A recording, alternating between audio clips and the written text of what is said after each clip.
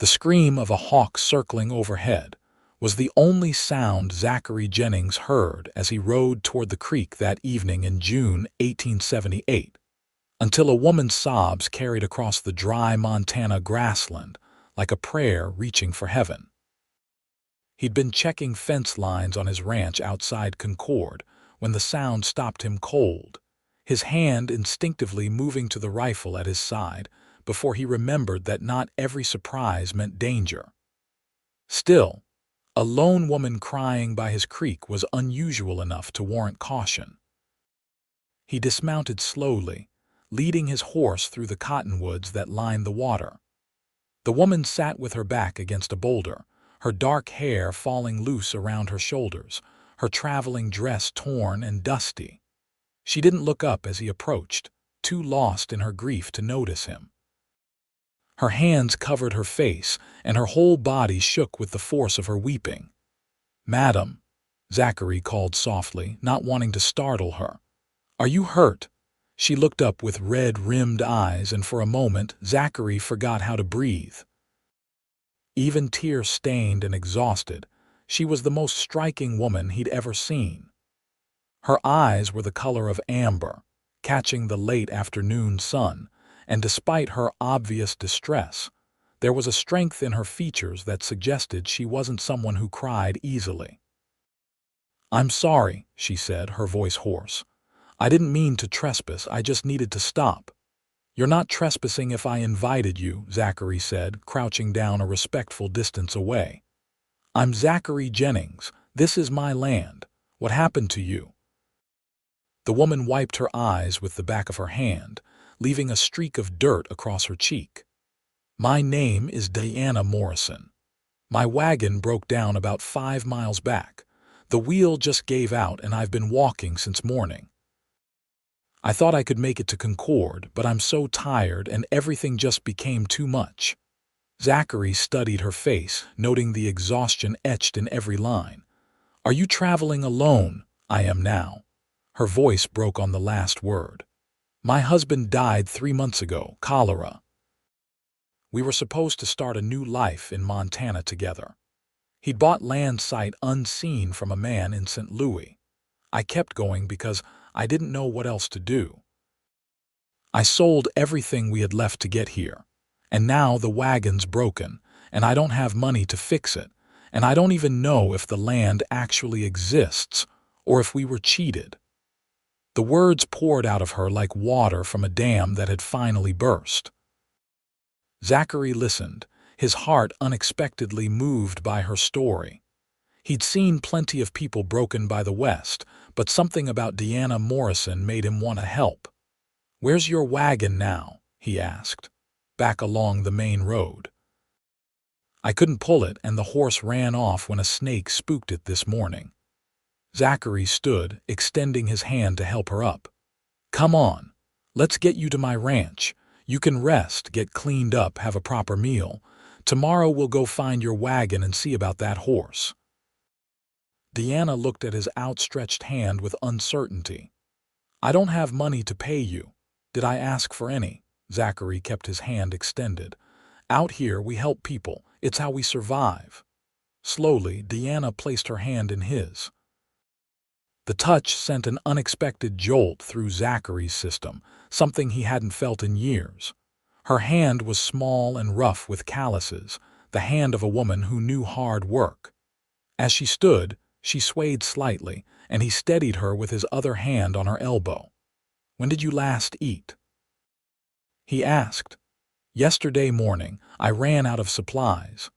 Zachary muttered something under his breath about foolish pride and helped her onto his horse. She protested weakly, but he insisted, leading the horse on foot toward his ranch house. The walk gave him time to think about the strange turn his day had taken. He'd been alone on this ranch for 5 years now, ever since he'd bought it with money saved from working cattle drives. At 32, he'd grown comfortable with solitude, or so he'd told himself. But something about finding Diana by his creek felt significant in a way he couldn't quite name. The ranch house came into view as they crested a small hill. It wasn't much, just a sturdy log structure with a covered porch and a barn nearby, but Zachary had built most of it with his own hands and he was proud of it. Diana looked at it with visible relief. "It's beautiful," she said softly. "It's home," Zachary replied. He helped her down from the horse, noting how she had to grip the saddle to keep her legs from buckling. "Easy now. You're exhausted." He led her inside, grateful that he'd cleaned the place just days before. The main room served as both kitchen and living area, with a stone fireplace dominating one wall and a handmade table in the center. 2 doors led to small bedrooms, and everything was simple but well maintained. "Sit," he ordered gently, pulling out a chair. Diana obeyed without argument, which told him just how tired she was. He stirred up the fire and put coffee on to boil, then sliced bread and cheese, adding some cold beef from the night before. It wasn't fancy, but it was food. Diana ate slowly at first, then with increasing hunger, as if her body had remembered what it needed. Zachary poured her coffee and sat across from her, giving her space but staying close enough to help if she needed it. "Tell me about this land you're supposed to have," he said. "Do you have papers?" Diana nodded, swallowing. "In my wagon. The deed says it's 40 acres along the Yellowstone River, about 20 miles from Concord. Do you know if that's real?" Zachary felt his eyebrows rise. "That's real land, and if it's where I think it is, it's good land. River access, decent grazing. If you actually own it, you're better off than you think." For the first time since he'd found her, hope flickered in Diana's eyes. "Really, really. But we need to get those papers and make sure everything's legal. There are men who prey on widows and newcomers, trying to steal land through legal tricks. Have you registered the deed at the land office?" "Not yet. I was planning to do that when I reached Concord." "That's your first priority then. But tonight you rest. You can take my room." "I'll sleep out here." Diana shook her head firmly. "I couldn't possibly take your bed. You can and you will. I've slept in worse places than a comfortable chair." Zachary's tone left no room for argument. "Besides, you're dead on your feet. When was the last time you really slept?" Diana's eyes welled with tears again, but she blinked them back. "I don't know. I keep having nightmares about Thomas. That's my husband. Was my husband. I see him sick, calling for water, and I can't help him." The raw pain in her voice cut through Zachary's defenses.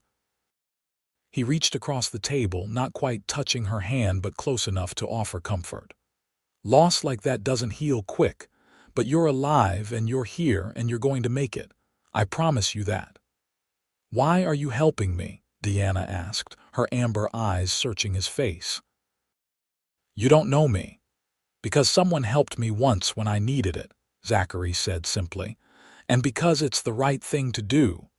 He showed her to his room, providing her with clean water and a towel. The room was sparse but clean, with a sturdy bed covered in quilts his mother had made before she died. Diana stood in the doorway, looking overwhelmed. "Thank you," she whispered. "I don't know how I'll repay you." "Get some rest. That's payment enough." Zachary closed the door and returned to the main room, building up the fire even though the June night was mild. Sleep wouldn't come easy for him tonight, he knew. His mind kept returning to the image of Diana crying by the creek, her tears seeming to wash away something in his own carefully constructed solitude. He told himself, after Sarah left him, that he was done with women, done with the complications they brought. Sarah had been a merchant's daughter in Concord who'd promised to marry him, then changed her mind when a banker from Helena came courting with more money and better prospects. That had been 3 years ago, and Zachary had buried his hurt in work, building his ranch into something successful and sustainable. But Diana Morrison wasn't Sarah. She was a widow trying to survive, a woman who'd kept going even when everything fell apart. There was a resilience in her that called to something deep in Zachary's soul.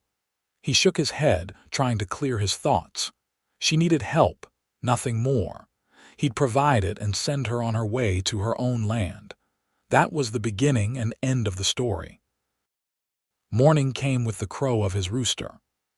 Zachary had dozed fitfully in the chair, and he woke with a stiff neck and the certain knowledge that he was getting too old for such accommodations. He started breakfast, making bacon and eggs and fresh biscuits from his carefully hoarded flour. The smell must have woken Diana because she emerged from the bedroom looking slightly better, though still exhausted. She'd braided her dark hair and she'd washed her face, but her dress was still torn and dusty. "I have clothes that belong to my mother," Zachary said, gesturing to the food. "They're packed away, but you're welcome to them. She was about your size." Diana looked like she might cry again. "You're too kind. I'm practical. You can't go into town looking like you've been dragged behind a horse. People will talk and not in ways that help you." He poured her coffee. "Eat first. Then we'll find those clothes and go get your wagon." Over breakfast, Diana told him more about her journey. She and Thomas had lived in Ohio, where he'd worked as a carpenter. They'd been married only a year when he got sick. The medical bills had taken everything, and after he died, Diana had nothing left but the deed to Montana land that Thomas had bought in a moment of optimism about their future. "I thought about going back to my family," she said, pushing eggs around her plate. "But my father remarried after my mother died, and his new wife made it clear I wasn't welcome. My brother went to California years ago, and I haven't heard from him since. The only thing I had was this land, so I came west." "How old are you?" Zachary asked, hoping the question wasn't too forward. 24. Thomas was 26 when he died. She met his eyes. "And you?" 32. "Been in Montana for 7 years now, owned this ranch for 5. After breakfast, Zachary retrieved a trunk from the small storage area behind the house. His mother's clothes were carefully preserved, wrapped in paper to keep them safe. He pulled out a simple blue dress and a brown traveling outfit, both practical and well-made. His mother had died when he was 20, and his father had followed her 2 years later. Zachary had kept their things, unable to part with the last physical reminders of them. Diana changed while Zachary hitched up his wagon.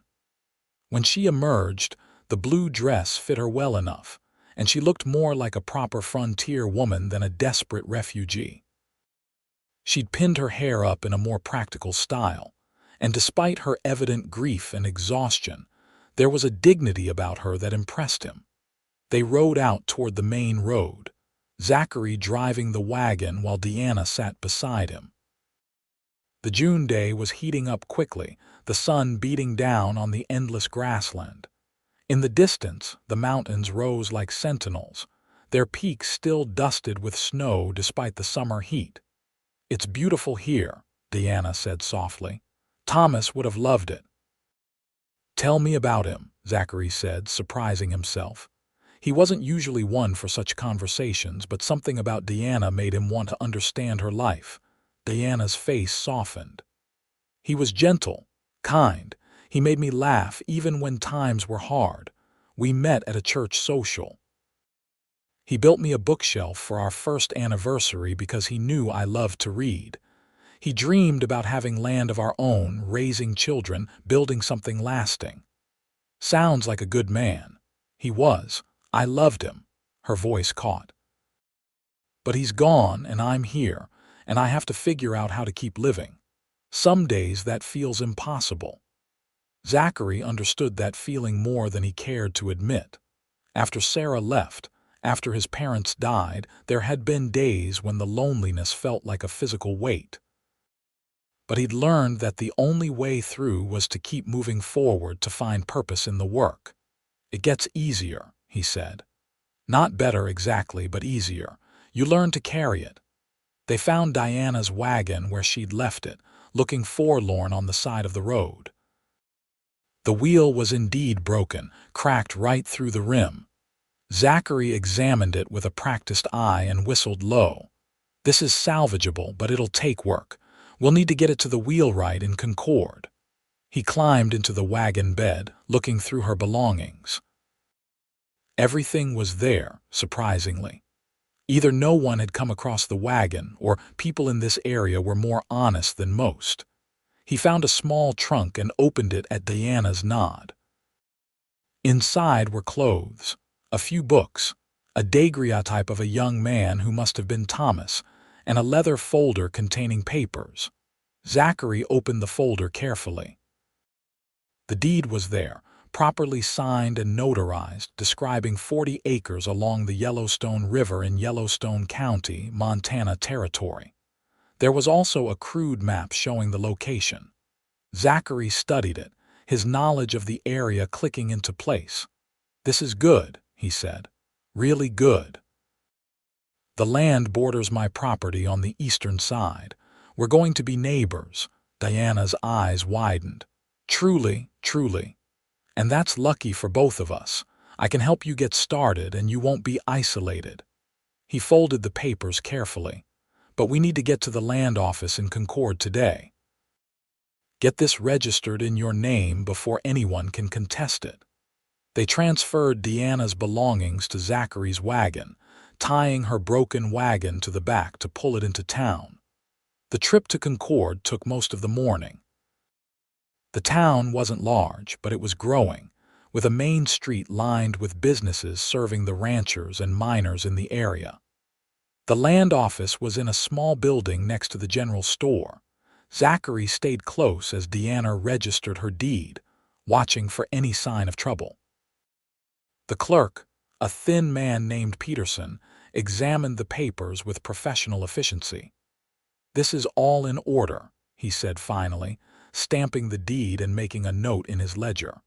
40 acres along the Yellowstone, registered to Diana Morrison. "Welcome to Montana, Mrs. Morrison." Diana's shoulders sagged with relief. She'd been holding tension Zachary hadn't even noticed until it released. "Thank you," she breathed. Outside, Zachary guided her toward the general store. "You'll need supplies to get started. Do you have any money at all?" "A little. Maybe $10. "That won't go far." Zachary thought for a moment. "I have a proposition.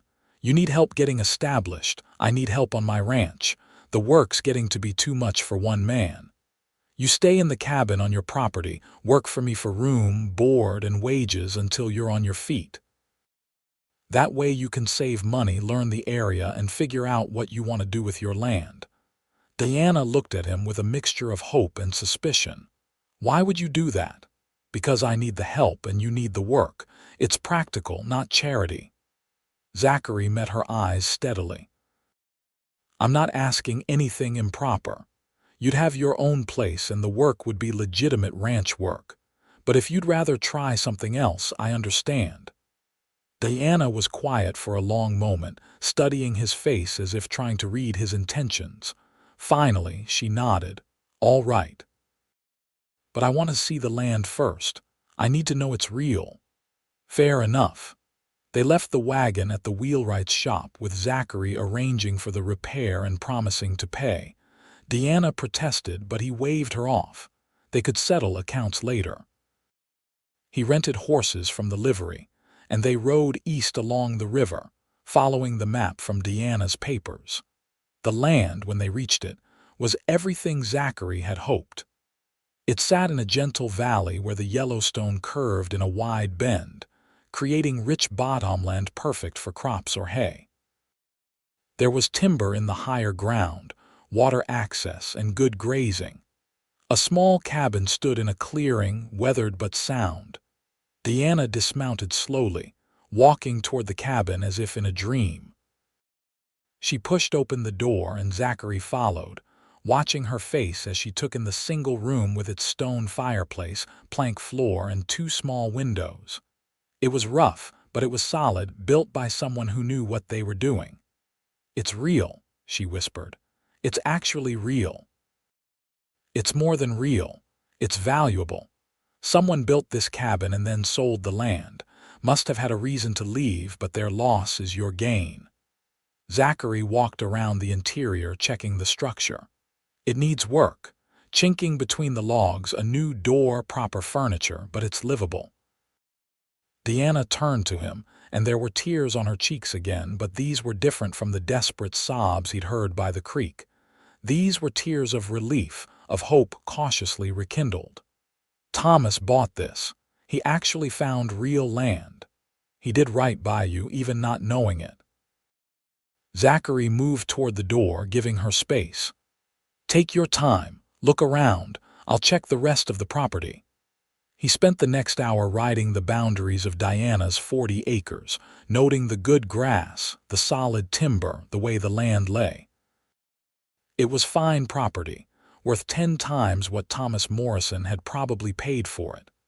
The man in St. Louis who'd sold it must not have known its true value, or he'd been in desperate need of quick money. Either way, Diana had inherited something precious. When he returned to the cabin, Diana was sitting on the front step, her face turned toward the sun. She looked younger in that moment, less burdened. I could build a life here, she said softly, if I knew how. That's what I'm offering to teach you.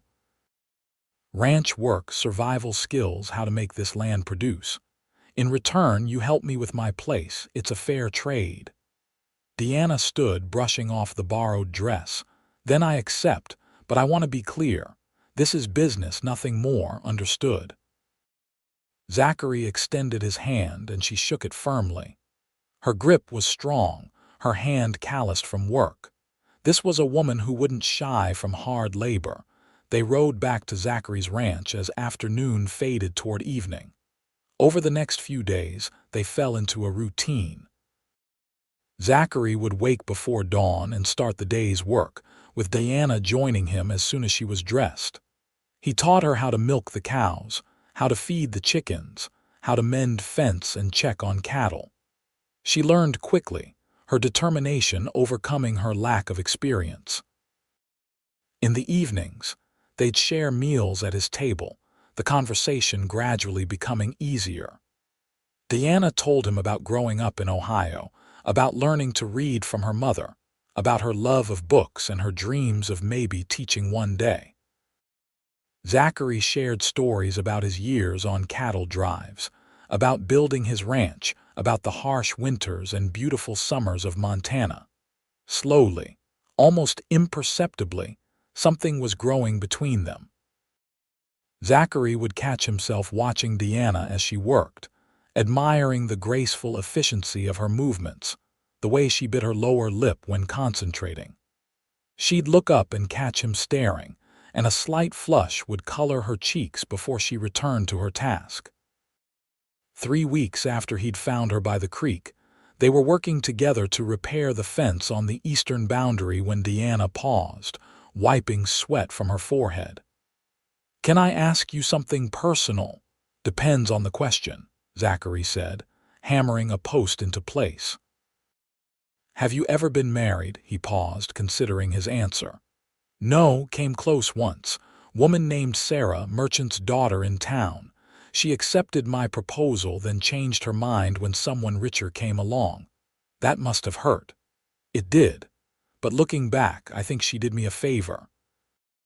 She wanted comfort and status. I wanted a partner. We weren't suited." He looked at Diana directly. "What made you ask?" "I was wondering why someone like you is alone. You're kind, hardworking, honest. Those are rare qualities. Someone like me is a rancher with dirt under his nails and a modest spread. Not exactly what most women dream about." Diana shook her head. "Most women are fools then." The words hung in the air between them, heavy with meaning. Zachary felt his heart rate increase, felt the pull toward her that he'd been trying to ignore. But Diana had been widowed less than 6 months. It was too soon, too complicated. "We should finish this fence," he said gruffly, returning to work. If Diana was hurt by his withdrawal, she didn't show it. They worked in silence until the job was done, then rode back to the ranch house. But something had shifted between them, an acknowledgement of feelings that could no longer be completely ignored. That night, after Diana had retired to the cabin on her own property, where she'd started staying a week earlier, Zachary sat on his porch and stared at the stars. He was falling for her. There was no point denying it anymore. Diana Morrison had entered his life as a woman in desperate need, and she'd become someone he couldn't imagine living without. But she was still grieving, still finding her footing. He couldn't burden her with his feelings, not yet. The next morning brought trouble. Zachary was in the barn when he heard horses approaching. He stepped outside to see 3 men riding up, and his jaw tightened. The leader was Bull Ketchum, a local rancher with a mean reputation and an inflated sense of his own importance. The 2 men with him were hired hands, hard-looking men with guns on their hips. "Jennings," Ketchum said, not bothering with pleasantries. "Heard you got yourself a woman working for you." "I have an employee, yes. What's it to you?" "That Morrison woman who registered the old Peterson place. Word is she's a widow, all alone. That's a lot of good land for one woman to manage." Zachary's hands clenched into fists. "It's her land, legally owned and registered." Sure. But a woman alone that's vulnerable, I'm prepared to make her a fair offer. $200 for the 40 acres. The land's worth at least $2,000, and you know it." Ketchum's smile was cold. "A woman alone doesn't have much choice in who her neighbors are. Could be dangerous living out here with no protection. Accidents happen." Before Zachary could respond, Deanna's voice cut across the yard. "Mr. Ketchum, is it? I heard what you said." She walked toward them from the direction of the creek, carrying a bucket of water. Her face was calm, but her eyes were hard. "My land is not for sale, not for $200 and not for $2,000. And if you're threatening me, I suggest you think carefully. I've already lost everything that mattered. I'm not afraid of you." Ketchum looked her over with undisguised contempt. Big words for a woman alone. "She's not alone," Zachary said quietly, stepping forward. "Anything happens to her or her property, I'll know where to look. And I promise you, Ketchum, you don't want me as an enemy." The 2 men stared at each other, the tension thick enough to cut. Finally, Ketchum jerked his horse's head around. "You're making a mistake protecting her. That land should be part of a bigger operation, not wasted on a woman playing at ranching." They rode off, and Zachary watched them go with a sick feeling in his stomach. Men like Ketchum didn't give up easily. Diana set down the bucket, her hands trembling slightly now that the confrontation was over. "Is he dangerous?" she asked. "He can be. He's run people off their land before, though nothing was ever proven. We'll need to be careful." Diana's face set with determination. "I won't be driven away. Thomas bought this land for our future. Even if he's not here, I'll honor that." Zachary looked at her, seeing the steel beneath the vulnerability, and his heart swelled with an emotion he could no longer deny. "Then we'll face whatever comes together." Over the following weeks, Zachary taught Diana to shoot, ensuring she could protect herself. They worked on improving both properties, with Diana proving herself more than capable. Her cabin became a real home. With furniture Zachary helped her build and curtains sewn from fabric she bought with her earnings. She planted a garden, started accumulating chickens, and began to look less like a grieving widow and more like a woman building a future. The more time they spent together, the harder it became for Zachary to hide his feelings. He'd catch himself finding excuses to be near her, to touch her hand when helping her over rough ground, to linger over shared meals. And increasingly, he saw the same awareness in her eyes, the same quickening of breath when they stood close. One evening in late August, they were sitting on Diana's porch watching the sunset paint the sky in shades of gold and crimson. The heat of the day was fading and the air smelled of dry grass and pine. Diana had made coffee and they drank it in comfortable silence until she spoke. "I never thanked you properly," she said. "For that day at the creek, I was at my lowest point and you saved me. You saved yourself. You just needed a little help. It was more than that." She turned to face him, her amber eyes serious. "I was ready to give up, Zachary. I thought I had nothing left to live for, but you showed me kindness when you had no reason to. You gave me hope. You gave me a future." Zachary set down his coffee cup, his heart pounding. "Diana, I need to tell you something." "I know," she said softly. "I've seen it in your eyes for weeks now, the same thing you've probably seen in mine. It's too soon. You're still grieving. I'll always carry Thomas in my heart. But I'm alive, Zachary, and grief doesn't mean I can't also feel joy or hope or this." She reached out, taking his hand. Her touch sent electricity through him. "I didn't think I could ever care for anyone again, but you've shown me that the heart is bigger than we know. There's room for memory and for new feelings both." Zachary searched her face, looking for any sign of doubt or confusion. All he saw was certainty. "I've been falling for you since the day I found you crying," he admitted. "I tried to fight it, tried to tell myself it was just protectiveness. But it's more than that. You've become essential to me. When I wake up, you're my first thought. When I work, I find myself looking for you. I'm in love with you, Diana, and I have been for longer than I should probably admit." Diana's eyes filled with tears, but she was smiling. "Then stop fighting it, because I love you too. I didn't mean to.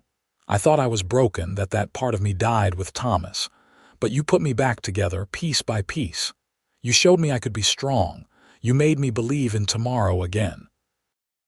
Zachary pulled her close, his arms wrapping around her as if he could shield her from every hardship the world might throw at them. She came willingly, her head resting against his chest, her arms circling his waist. They stayed like that as the sun sank below the mountains, holding each other in the gathering darkness. When Zachary finally kissed her, it was gentle, reverent, full of all the feelings he'd been holding back. Diana responded with equal tenderness, her hands coming up to frame his face. The kiss deepened, and Zachary felt something settle in his chest, something that had been restless and searching for years. This was what he'd been waiting for. Not just any woman, but this woman with her strength and vulnerability, her courage and kindness.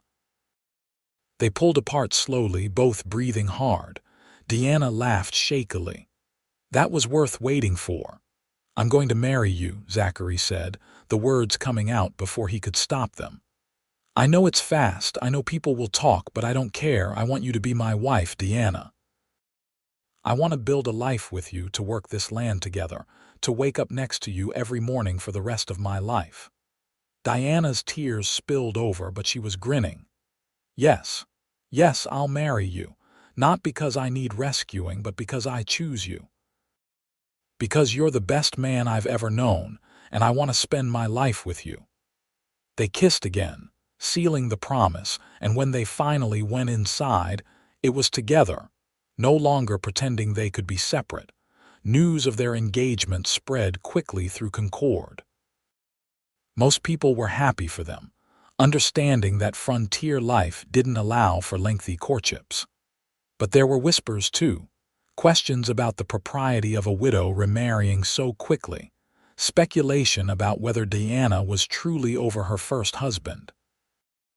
Zachary heard the gossip and ignored it. What mattered was what he and Diana knew to be true.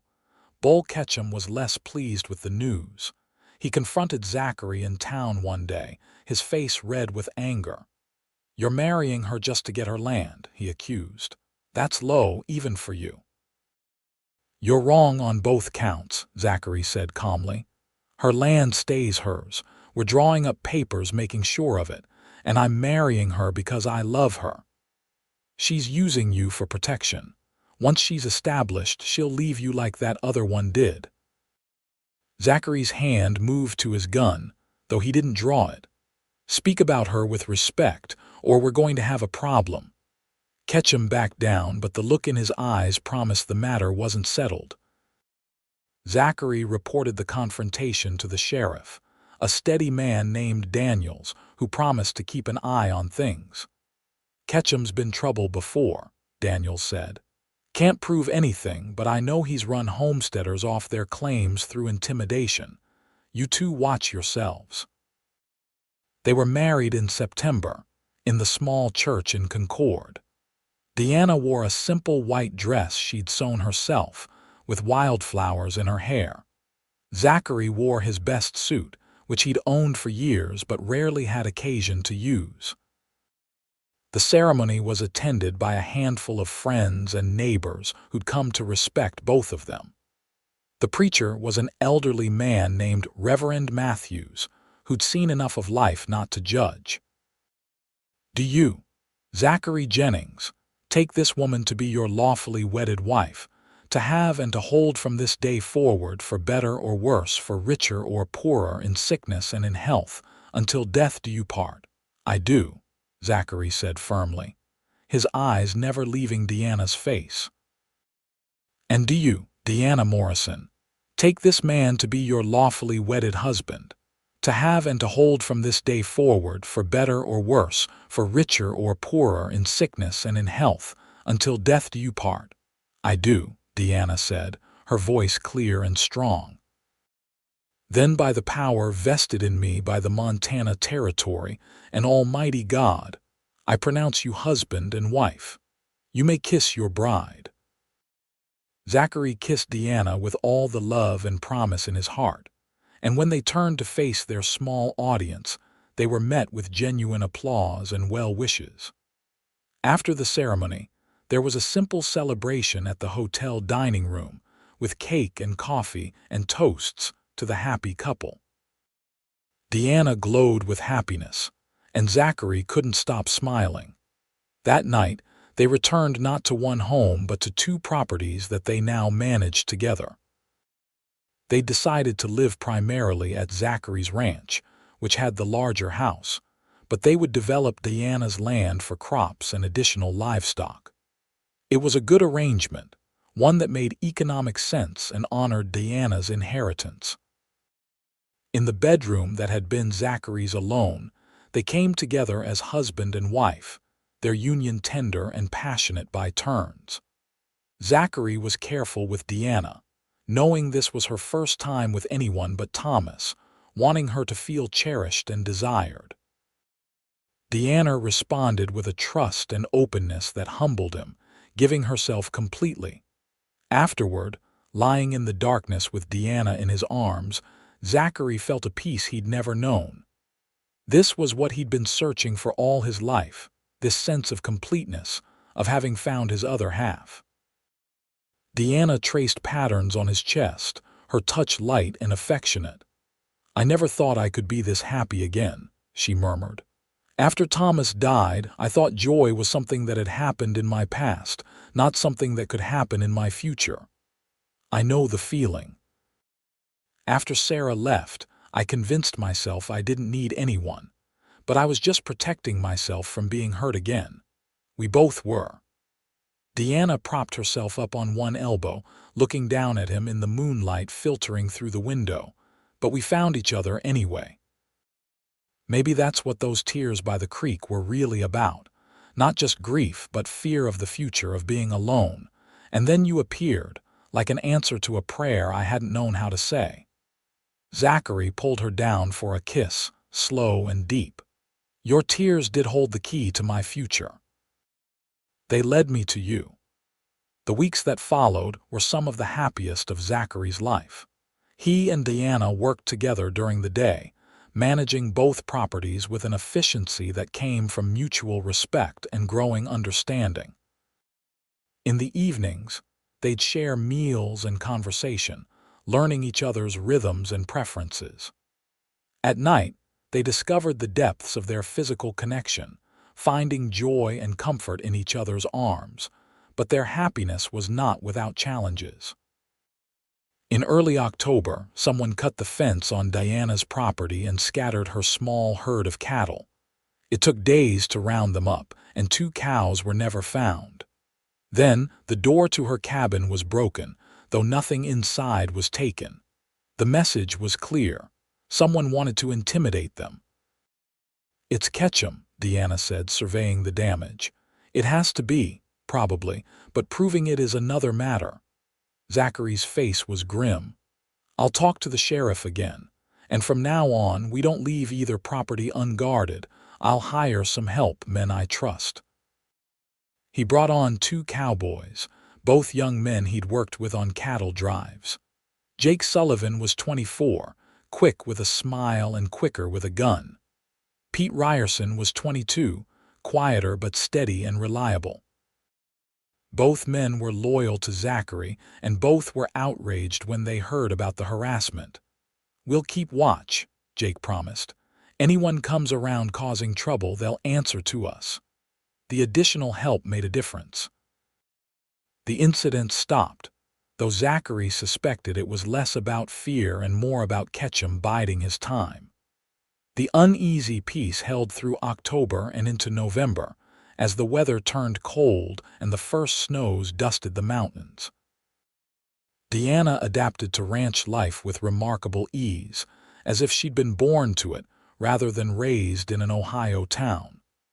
She was up before dawn each day, handling the cooking and the chickens, helping with the cattle, managing the accounts with a head for numbers that impressed Zachary.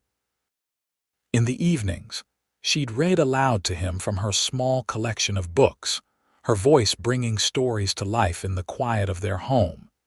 It was during one of those quiet evenings in late November that Diana told him her news. They were sitting by the fire, the world outside cold and dark, when she took his hand and placed it on her stomach. "There's a baby," she said simply. "Our baby." Zachary stared at her, the words taking a moment to penetrate. Then joy exploded through him, so intense it was almost painful. "Are you sure?" "As sure as I can be. I'm about 2 months along, I think. The baby should come in late May or early June." Zachary pulled her into his arms, holding her close, his face buried in her hair. A child. They were going to have a child. The thought filled him with wonder and terror in equal measure. "I'm going to be a father," he said, his voice rough with emotion. "You're going to be a wonderful father," Diana corrected, pulling back to look at him. "I've seen how gentle you are with the animals, how patient. Our child will be lucky to have you. And lucky to have you. Diana, I'm so happy I can't even find words for it." They held each other, talking about names and the future, making plans for the nursery they'd build in the spare room. The baby became the center of their world, a tangible promise of the life they were building together. But not everyone was happy about the news. When word reached Ketchum, he became more aggressive in his efforts to acquire Diana's land. He started spreading rumors that Diana had trapped Zachary into marriage by getting pregnant, that she was no better than a con artist. The gossip was ugly and persistent, though most people in Concord who knew the couple dismissed it. The situation came to a head in December. Zachary was in town getting supplies when Ketchum confronted him outside the general store. The older man was drunk, mean, and spoiling for a fight. "Should have known you'd fall for a pretty face and a sad story," Ketchum sneered. "That Morrison woman played you good. Got you to marry her, put a baby in her, all so she could get her hooks into your land too." Zachary's temper, usually well controlled, snapped. He grabbed Ketchum by the collar and slammed him against the storefront. "You listen to me, and you listen good. My wife is more woman than you'll ever deserve to know. Every word out of your mouth about her is a lie, and I'm done tolerating it. You come near our property again, you even look at her wrong, and I will end you. Do you understand me?" Sheriff Daniels appeared before things could escalate further, pulling Zachary off. "That's enough. Ketchum, get home and sleep it off. Jennings, let him go." Reluctantly, Zachary released his grip. Ketchum straightened his clothes, his face ugly with rage. "You'll regret this, both of you." "Are you threatening them?" Daniels asked sharply. "Because if you are, I can arrest you right now." Ketchum left without answering, but the threat hung in the air. Zachary finished loading his supplies, his hands shaking with residual anger. Daniels walked him to his wagon. "I can't protect you if he tries something when no one's watching," the sheriff said quietly. "You and your men need to stay alert." "I know, and I will." Zachary drove home faster than was wise, needing to see Diana to assure himself she was safe. He found her in the house, kneading bread dough, and the normalcy of the scene eased some of his tension. But when he told her about the confrontation, her face went pale. "Maybe we should sell," she said. "Just sell the land to him and move somewhere else, somewhere we can be safe." "No." Zachary's voice was firm. "That land is yours. Thomas bought it for your future. We don't let bullies win." "But the baby, Zachary, what if something happens?" He took her flour-dusted hands in his. "Nothing is going to happen, I promise you. We have Jake and Pete watching the property. We're armed and prepared, and I'll die before I let anyone hurt you or our child." Diana searched his face, then nodded slowly. "All right, we stay, we fight." "We stay and we fight," he agreed. Christmas came, bringing with it a brief respite from worry. Diana decorated the house with pine boughs and made special meals. Zachary gave her a music box he'd ordered from Helena, delicate and beautiful, playing a soft melody when wound. Diana gave him a coat she'd sewn from wool she'd traded eggs for, lined with fur to keep him warm during the brutal Montana winters. They exchanged gifts by the fire, grateful for each other and the life growing between them. New Year's Day of 1879 arrived with bitter cold and heavy snow. Zachary was out checking on the livestock when he heard the shot. It came from the direction of Diana's property, sharp and clear in the cold air. His blood turned to ice. He ran for his horse, not even bothering to saddle it, and rode hard through the snow. He found Jake wounded but alive, shot in the shoulder while making his rounds. Pete was with him, having heard the shot and come running. "Someone was cutting fence again," Jake said through gritted teeth. "I tried to stop them and they shot me. Didn't get a good look, but there were 3 of them." "Get him to the doctor in town," Zachary ordered Pete. "I'm going to check on Diana." He rode to his ranch house, his heart in his throat, and burst through the door to find Diana safe but frightened, her rifle in her hands. "I heard a shot," she said. "Jake was hurt. Someone shot him." Zachary checked the windows, making sure no one was approaching. "You're staying here, armed, while I deal with this. You can't go alone." "I'm not waiting for them to come here next." He kissed her hard. "Lock the door behind me. Don't open it for anyone but me or Pete." He rode to Ketchum's ranch, anger and fear driving him. This had gone beyond harassment.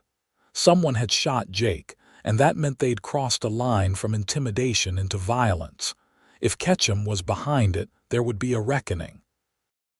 The Ketchum ranch was larger than Zachary's, with a big house and several outbuildings. Zachary dismounted and pounded on the door. Ketchum answered, looking surprised and guilty, which told Zachary everything he needed to know. "Where are they?"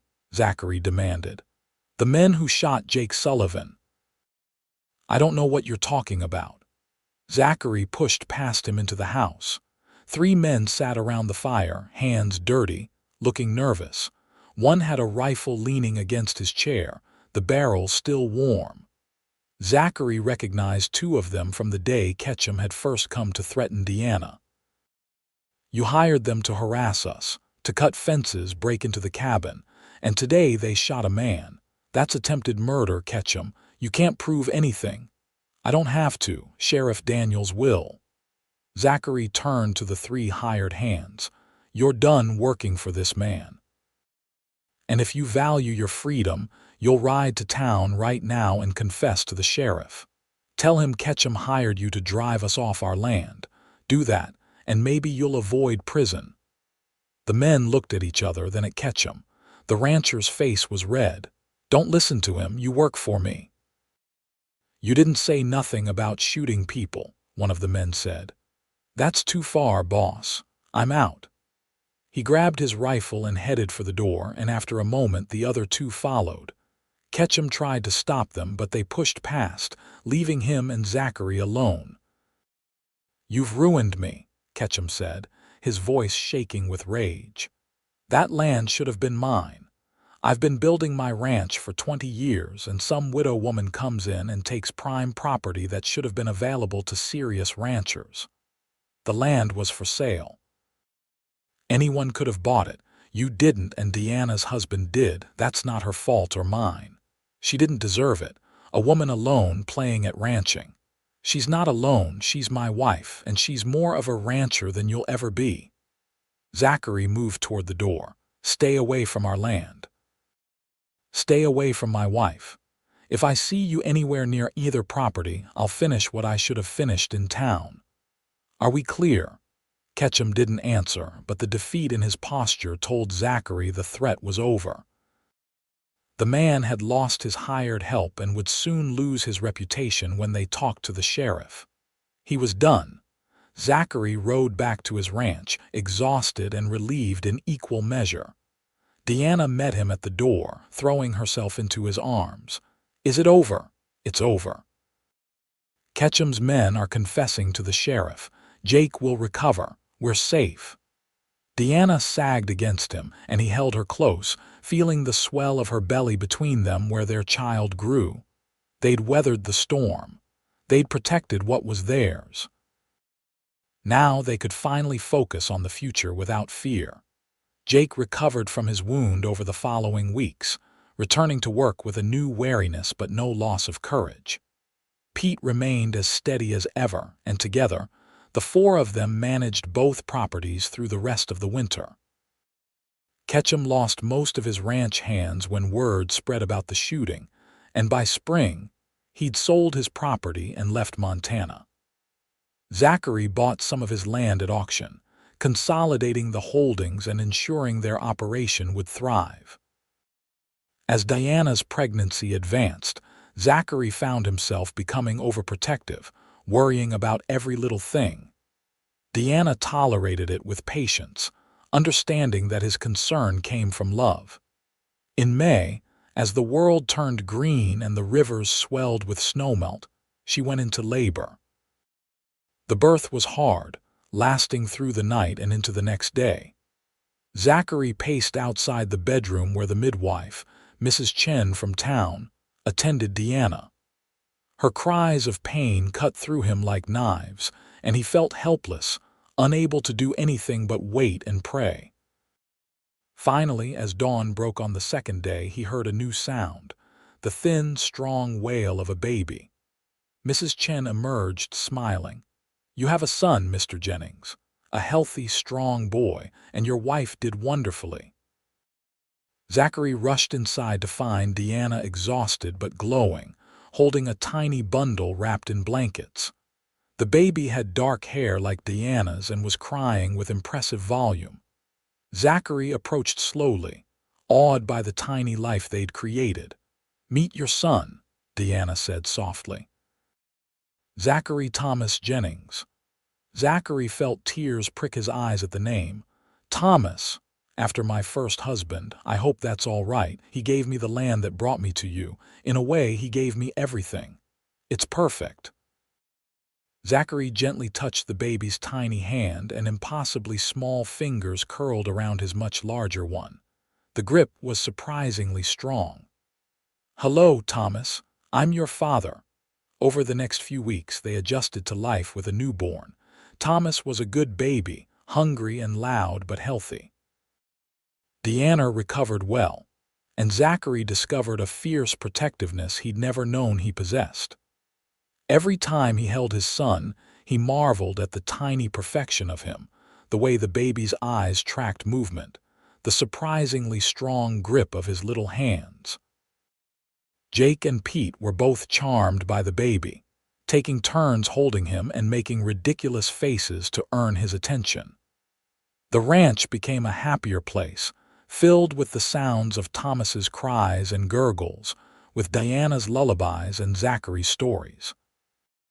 In July, they held a small celebration for Thomas's christening at the Concord Church. Reverend Matthews performed the ceremony, and the baby was welcomed into the community with genuine warmth.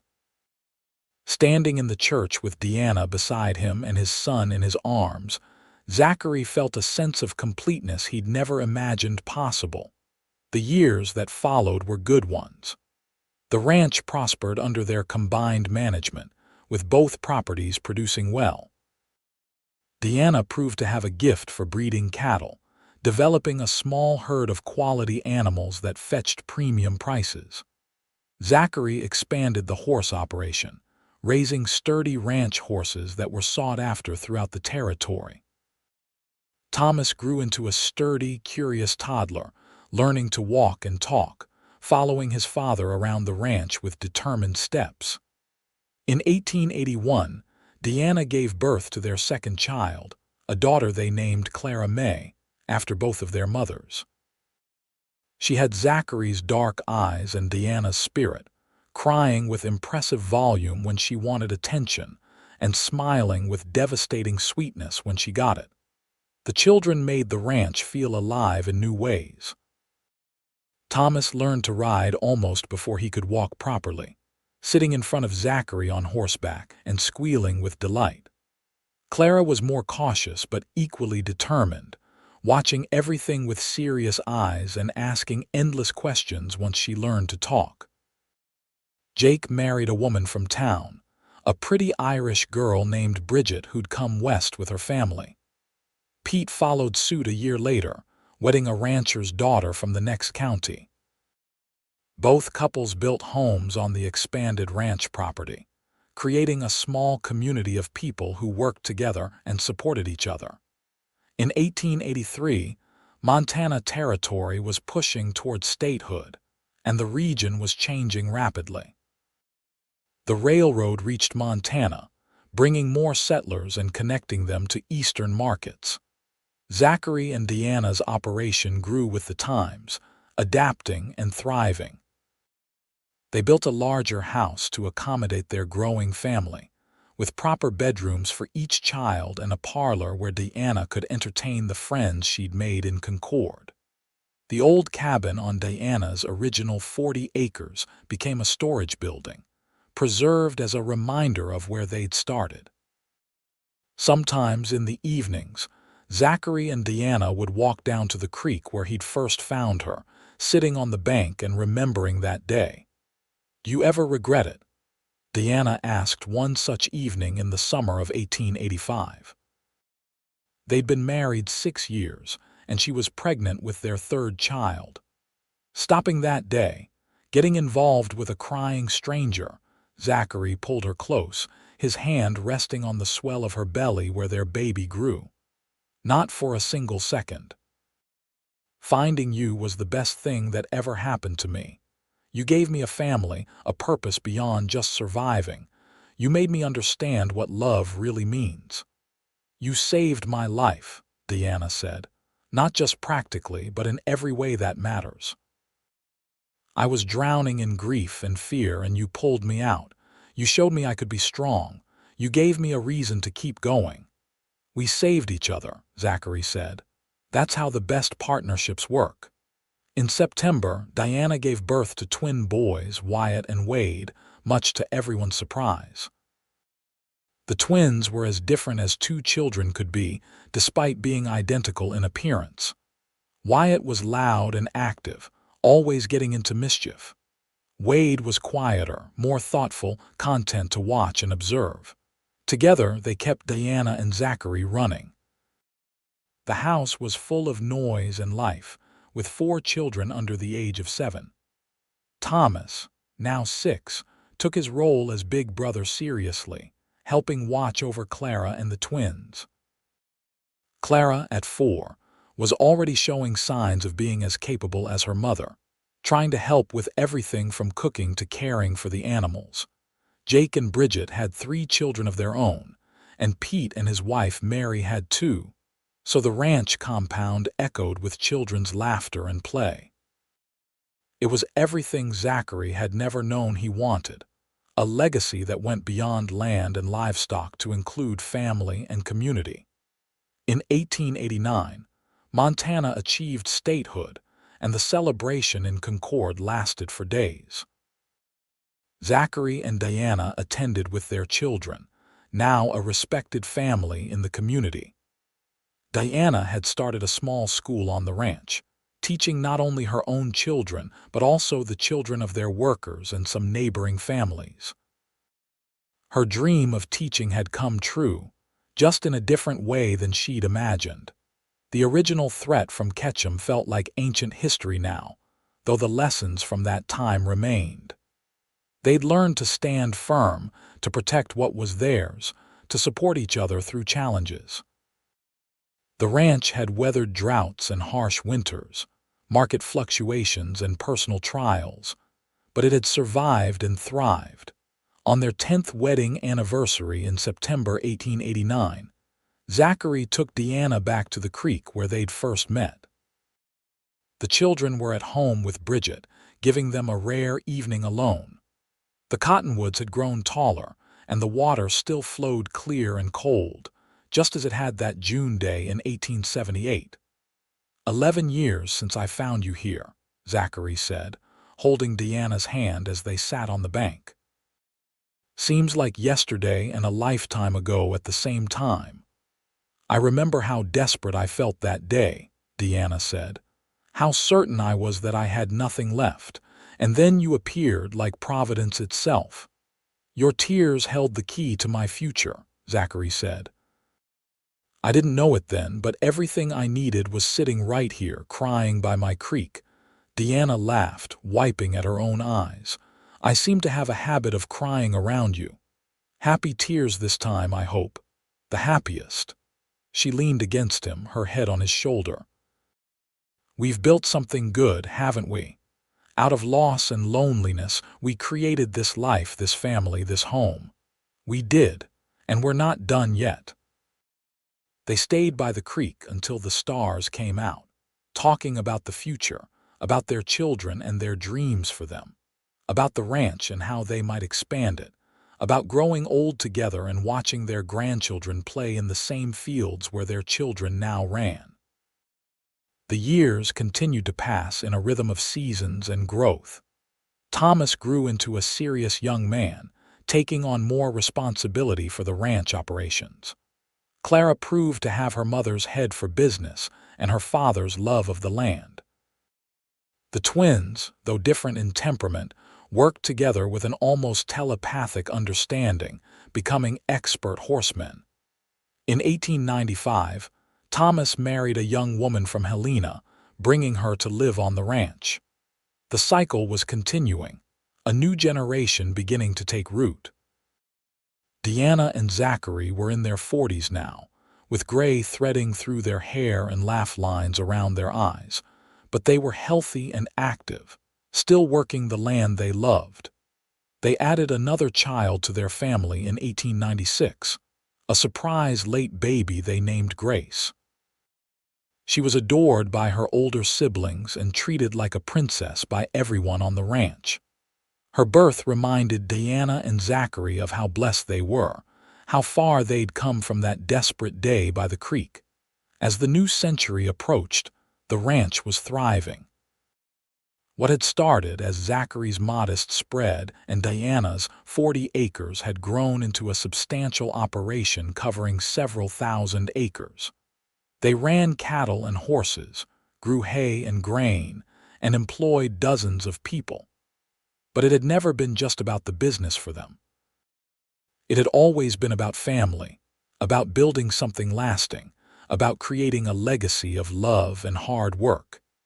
In the spring of 1900, on a morning much like any other, Zachary and Diana rode out to check on the new calves in the far pasture.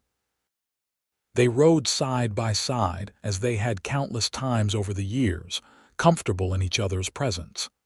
Diana was 51 now, Zachary 57, but they were still healthy and active, still in love. You remember what you said to me that first night? Diana asked. When you found me crying, Zachary smiled. I said you were going to make it, that I promised you that. You kept your promise, not just about me surviving, but about building a life worth living. We both kept our promises. Zachary reached over and took her hand. Remember our vows. For better or worse, for richer or poorer, in sickness and in health, Diana continued. Until death do us part. We've had all of it, haven't we? The better and the worse, the rich and the poor times. And I'd do it all again, exactly the same way, just to end up here with you. They stopped their horses at the top of a rise, looking out over the valley where their ranch spread in all directions. They could see the main house, larger now, with additions to accommodate their growing family. They could see the barns and corrals, the pastures dotted with cattle and horses. They could see the creek, winding through the property, still flowing as it had the day they met. Children's voices drifted up from the yard, their grandchildren playing while their parents worked. Thomas and his wife had 3 children now, and Clara, married to a neighboring rancher's son, had 2. The twins were courting young women from town, and Grace was growing into a beautiful, intelligent young woman.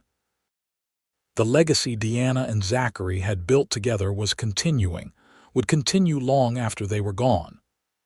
I never imagined this, Diana said softly. When I was sitting by that creek, crying because I'd lost everything, I never imagined I could have this much, be this happy. Neither did I. I thought I was done with love, done with hoping for more than just work and survival. Then you changed everything. They sat in comfortable silence, watching their world spread out before them. The sun was warm, the air sweet with the smell of grass and wildflowers. In the distance, a hawk circled, its cry carrying across the valley just as it had that day 22 years earlier. Your tears really did hold the key to my future, Zachary said. They brought you into my life, and you brought all of this. You brought love and family, purpose and joy. Everything good in my life came from that day by the creek. Diana squeezed his hand. Then they were worth crying. Every tear, every moment of pain and fear, it was all worth it to get here, to have this life with you. They rode back to the house together, ready to face whatever the new century might bring, secure in the knowledge that they would face it together, as they had faced everything since that fateful day. Their love story had begun with tears by a creek, but it had blossomed into something beautiful and lasting, a testament to the power of kindness, courage, and the willingness to open one's heart to possibility, even in the darkest moments. The ranch continued to prosper well into the new century. Zachary and Diana grew old together, watching their children build their own lives, welcoming grandchildren and eventually great-grandchildren. They never forgot where they'd started, never took for granted the miracle of finding each other when both had thought their chances at happiness were over. In their later years, they would often walk down to the creek together, sitting on the bank and remembering. Zachary would hold Diana's hand, weathered now with age and work, and marvel at how one moment, one decision to stop and help a crying stranger, had shaped his entire life. Diana would rest her head on his shoulder and thank whatever providence had led her to cry by that particular creek on that particular day, where Zachary Jennings had been riding fence lines and heard her sobs. She'd been at her lowest point, and he'd lifted her up. Together, they'd built a life that exceeded anything either of them had dared to dream. Their story became part of the family lore, passed down through generations. The tale of how Zachary found Diana crying by the creek, how her tears had led to his future, to their future, to the ranch, and the family that grew from that moment. It became a reminder that even in our darkest hours, hope can find us, that kindness matters, that love can bloom in the most unexpected places. Zachary passed away in 1915 at the age of 72, surrounded by his family. Diana held his hand as he slipped away, whispering her love and gratitude for the life they'd shared. She followed him 2 years later, joining him in the family cemetery on a hillside overlooking the ranch.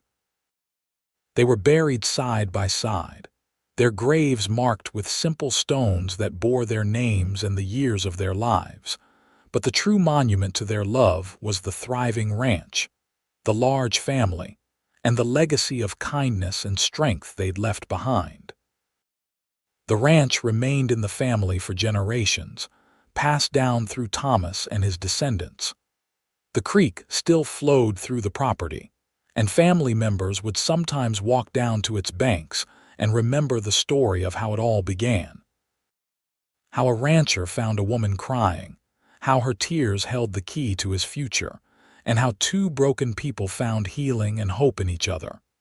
It was a story of the West, of resilience and reinvention, of the courage it takes to open your heart after loss.